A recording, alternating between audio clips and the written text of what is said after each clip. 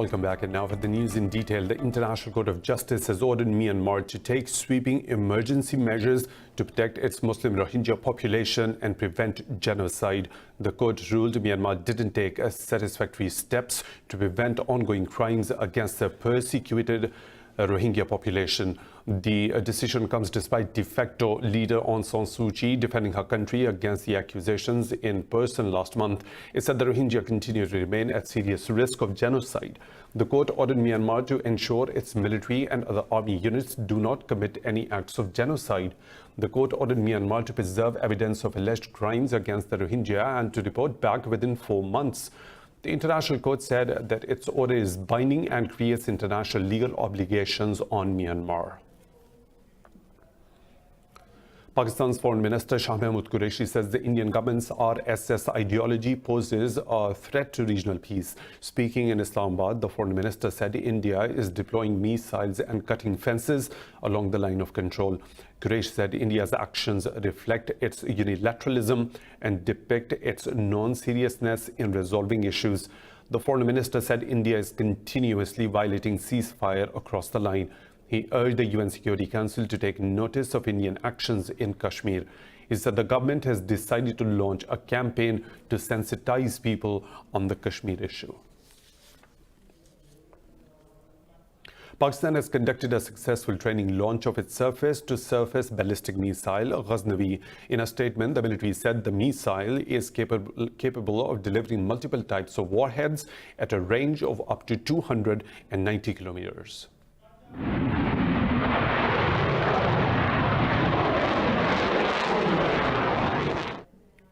It said the launch was part of a field training exercise of the Army Strategic Forces Command to rehearse operational readiness. Pakistan's President, Prime Minister, Chairman Joint Chiefs of Staff Committee and Services Chiefs have congratulated the nation on the achievement. The launch was witnessed by Lieutenant General Nadeem Zakim Manj along with officers of the Army's Strategic Forces. Meanwhile, Pakistan's Prime Minister Imran Khan says his government is promoting industrialization in the country. Speaking at the Pakistan breakfast meet in Davos, he said Pakistan's current account deficit has reduced by 75% in the first year of his government.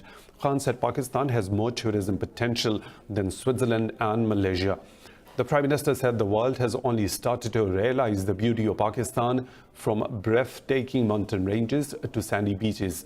He said the country is home to one of the world's most ancient civilizations and houses the pivotal holy places of 4 major religions. Khan said his government has mapped Pakistan's problems and is in the process of presenting the roadmap for their solution.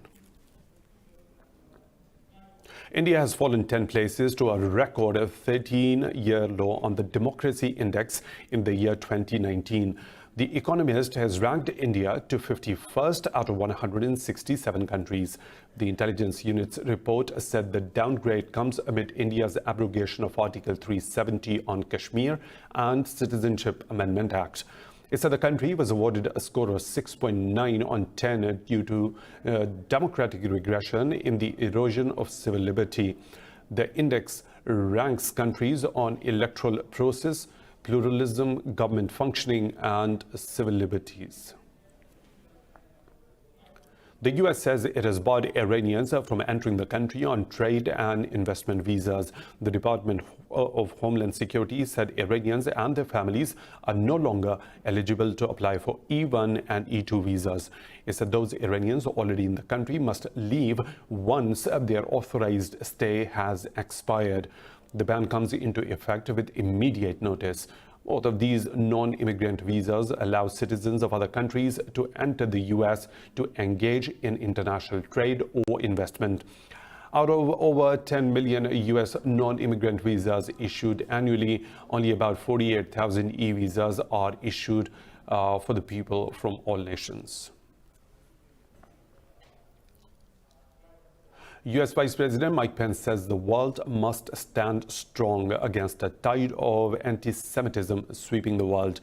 Speaking at the Holocaust Memorial Service in Jerusalem, Pence singled out Iran as the main perpetrator of anti-Semitism.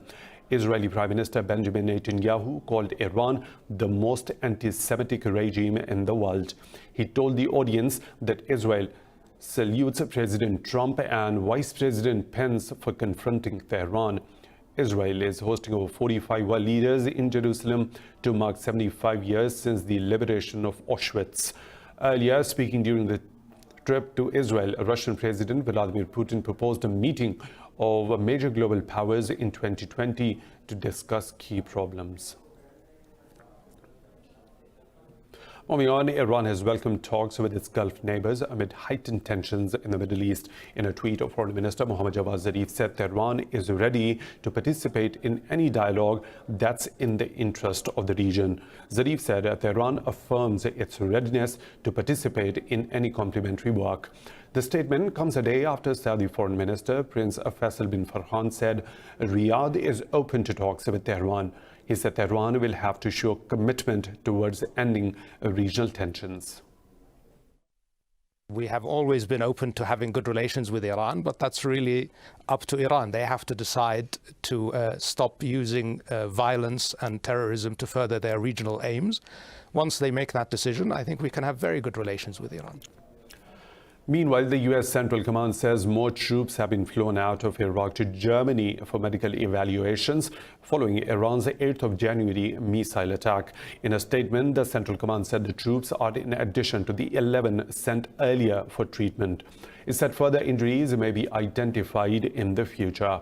After Tehran's attacks on the U.S. troops in Iraq, President Donald Trump had said not a single American soldier was harmed in the raid. Yesterday in Davos, Trump told reporters he didn't consider the brain injuries suffered by the U.S. troops to be serious. Turkey says its Russian S-400 missile defense system is not only compatible with NATO, but also don't pose a threat to the alliance. Speaking at Davos, Foreign Minister Mevlut Çavuşoğlu said there is a need for a working group to study the Russian-made system. Çavuşoğlu said Ankara is an important ally due to its contributions to NATO missions, but also because it borders Iraq and Syria.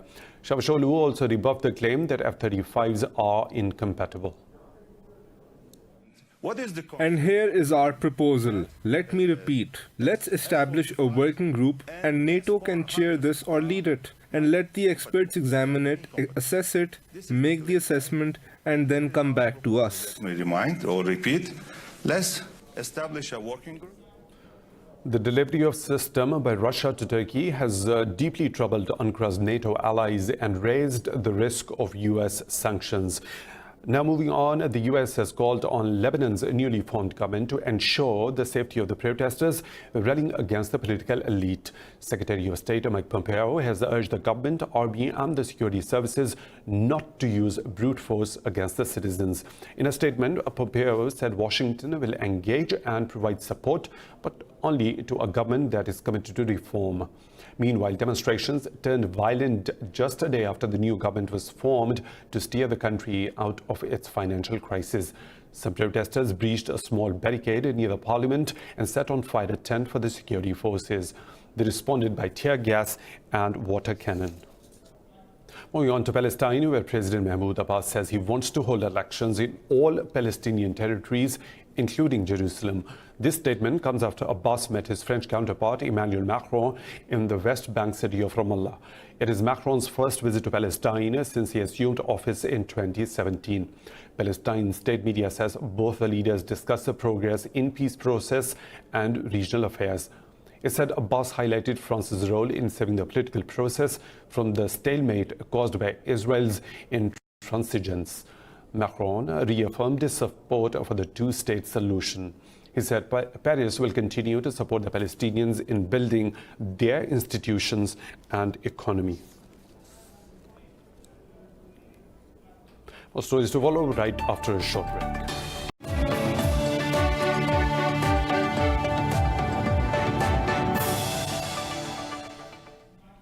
Welcome back. After Wuhan, China has quarantined Guangdong City to contain the spread of the deadly new coronavirus. Health authorities said they will suspend public bus and railway operations from midnight. The nearby city of Ezhou has also shut its train stations. Japan's embassy in China confirmed that one of its nationals with severe pneumonia has been hospitalized in Wuhan. Singapore and Vietnam have also confirmed the first cases of the virus. New Delhi says a nurse working at a hospital in Saudi Arabia is the first Indian to be infected by the virus. Earlier, Chinese state media said the total number of coronavirus cases has hit 634. The deadly virus has already killed 17 people in China. In the United States, Democrats have accused President Donald Trump at his impeachment trial of seeking to cheat to ensure re-election in November. They have 24 hours over the next 3 days to make the case that Trump should be removed from the office. U.S. President Donald Trump is accused of abuse of power and obstructing the Congress. The opening arguments will be followed by White House lawyers who will defend the Republican president. U.S. House Representative Adam Schiff has accused President Trump of a cover-up. Schiff said the president believes himself above the law. He added that the trial should allow them to present witnesses. Meanwhile, President Trump said the impeachment hearing against him is a hoax. Venezuelan opposition leader Juan Guaido has urged business leaders worldwide not to neglect his country. In a statement at the World Economic Forum in Davos, he said Venezuela is not a country at war and there are no bombs. But he said people are crying as mothers are separated from their children. He compared his country's plight to Syria's and appealed to the EU governments to prohibit the trade of Venezuelan gold. Guaido claimed it was blood gold financing oppression in Venezuela. The EU has imposed economic sanctions on 25 Venezuelans close to President Nicolas Maduro. 3 U.S. firefighters have been killed after an aircraft crashed while battling a new outbreak of bushfires in Australia. New South Wales Premier Gladys Berejiklian said the plane crashed in the Snowy Mountains 2 hours south of the capital, Canberra. Commissioner Shane Fitzsimon said the aircraft owner, Colson Aviation, has grounded its large air tanker fleet following the incident. Fitzsimon said it was unclear what had caused the plane to crash. The fire service said the crew had been contracted to Australia to help fight the bushfires this season. Authorities said Canberra Airport has also suspended all its flights because of the approaching flames. Since September, the country has been battling a wave of fires that have killed 32 people and impacted over 1 billion animals. In the U.S., 1 person has been killed and 5 others wounded in a shooting in downtown Seattle. Police say multiple people were involved in the gunfire. Police said they believe the incident was started by an altercation outside a restaurant. Police said they have closed a subway station while cordoning off the area as an investigation is underway. Medics say the wounded have sustained life-threatening injuries. We found a total of 6 patients on scene. One of those patients was pronounced dead here at the scene, and the other 5 patients, we consider them red patients, which means that they're critical, so they need to get to the hospital. They were all transported by Seattle Fire units as well as AMR units. Napoleon's imperial canoe has been unveiled in the French city of Brest after spending 16 months in a protective chest. The boat was being held at the National Maritime Museum in Paris before returning to its home port. The report has the details. On 30th April 1810, the boat, with Napoleon and the young Empress Marie-Louise on board, made a remarkable entry into Antwerp in Belgium. For several days, the canoe had ensured the travel of the emperor in the port city. At the time of the fall of the empire in 1814, Louis XVIII had the boat transferred to Brest. To protect the canoe from bombardment, it was then transferred to Paris in 1945. Ce canot est parti en 1943. It was promised that the canoe would return to Brest, its home port where it had been since the end of the First Empire. It was sent to the Palais des Chalets in Paris to be protected. Its entire history is here. Napoleon I, Napoleon III, a number of events in the 20th century, I feel like saying that this canoe belongs to France, but the people of Brest are so attached to it. Un certain nombre d'événements au début du XXe siècle. The jewel of French heritage has been released from its formwork after having remained locked in a rigid box for 6 months. The canoe remains on its transport chassis and will be partially disassembled over the next few days. Un chantier de 5 semaines. Today begins a 5-week construction site which will see the unveiling of the canoe, its movement to the final space where it will be presented. It will be brought close to the so-called cradle, which is the final structure on which it will be presented to the public, and on February 5th, it will actually be placed on that cradle. Et le 5 février, il sera véritablement posé sur... The restoration work will end in May, just before the Maritime Festivals, which will be held from July 10th to 16 in Brest. In California's Newport Beach, photographers have captured some amazing footage of gray whales migrating down towards the warm lagoons in Mexico. A hovering drone above Newport Beach captured a welcoming sight of 6 gray whales on their annual migration towards the warm waters of Mexico. About 27,000 gray whales make the long 12,000-mile trek each year from their feeding grounds in the Arctic to their calving grounds in Baja California. It is the longest migration of any mammal on Earth.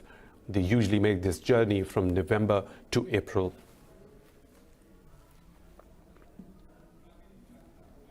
In the United States, the gaming company 100 Thieves has opened the world's first eSports facility in Los Angeles. By doing so, the company aims to train top eSport players around the world for the growing gaming industry. Watch more in this report.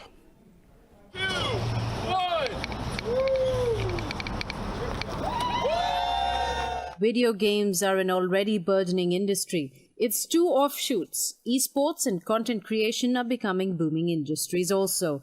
Gaming organization 100 Thieves, one of the top 10 most valuable esports brands in the world, dedicated the 15,000 square foot gaming compound in LA to its 4 big esports teams where they can train regularly. There's literally no other space like this in the world. There are other esports teams that are building just training facilities for practice, but this is the first one that really combines practice and entertainment and content creation, as well as everything that we're doing on the lifestyle and apparel side. A lot of esports teams train at home. Although this can be lucrative, there are downsides that 100 Thieves compound hopes to remedy. One of the hardest things about building your brand in content creation is because when you're working from home, it's lonely, you never leave the house, you don't have coworkers except for people you talk to online. And so being able to leave the house and come to a facility with, employees and other people that do what you're doing, I feel like it's really good for your mental health. So I think it's great. With hopes to break down the virtual wall between esports stars and their fans, the company owned by CEO of Twitter, Jack Dorsey, pledges to arrange monthly meetings between fans and their idols.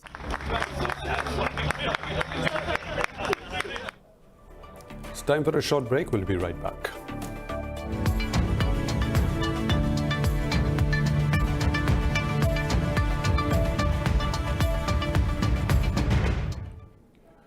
Well, Tesla has overtaken Volkswagen as the world's second most valuable car maker. This comes after a dramatic rise in share price pushed its market value to over $100 billion. Tesla's share price has more than doubled since October 2019 when the firm reported a rare quarterly profit. The auto manufacturing giant stocks rose 4%, making its valuation second only to Toyota. The milestone sets the stage for Chief Elon Musk to collect $2.6 billion in pay tied to hitting that target. Toyota tops the table with a stock market valuation of over $230 billion. Wall Street stocks have dropped over worries that the coronavirus will crumple growth in China as major companies reported mixed earnings. Traders are cutting their exposure to stocks over fears of the health crisis spreading. The shares of Goldman Sachs, Bank of America, Citigroup and JP Morgan Chase dropped. Over 12% of S&P 500 companies have reported quarterly earnings and 70% of them have beaten the analyst expectations. The indices of Dow Jones Industrial Average and Nasdaq are trading in lower territory.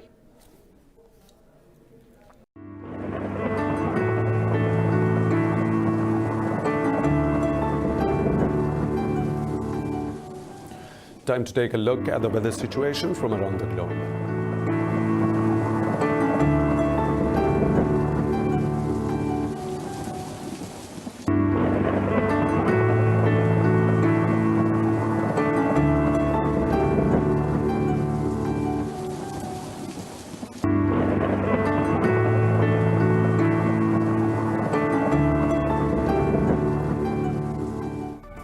And that's all for now. For the latest updates, you can follow us on social media at Indus.news.